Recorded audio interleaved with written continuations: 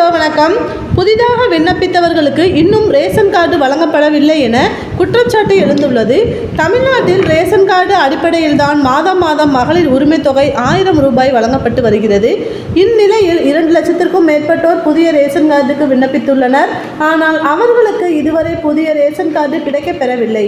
கடந்த மாதம் மக்களவைத் தேர்தலை காரணம் காட்டி புதிய ரேஷன் கார்டுகள் வழங்கப்படுவது நிறுத்தப்பட்டது.